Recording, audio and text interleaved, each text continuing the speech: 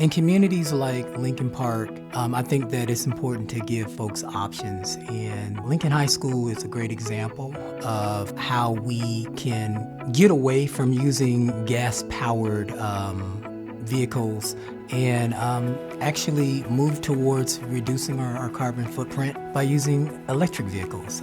Here at Lincoln, we are using cars, vans, and e-bikes, and those vehicles are being used by students and staff.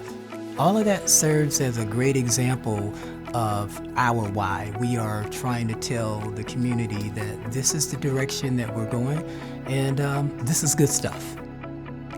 Utilizing the electric van has opened up many opportunities. We've been able to get out and access more tournaments, more events, more practice locations, and we've been able to utilize every beautiful location that San Diego has to offer for our students. The new electric equipment has been wonderful in saving us time and energy.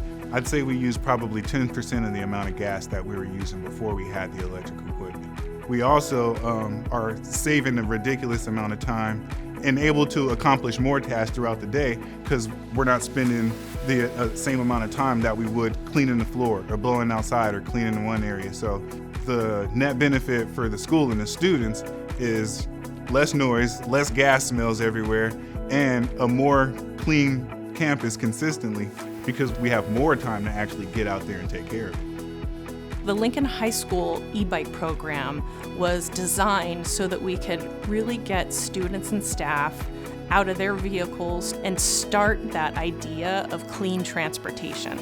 So students and staff have the opportunity that they can take their electric bikes, drive them back and forth to school, but then also use them during the weekends and see what it's like to be using clean transportation.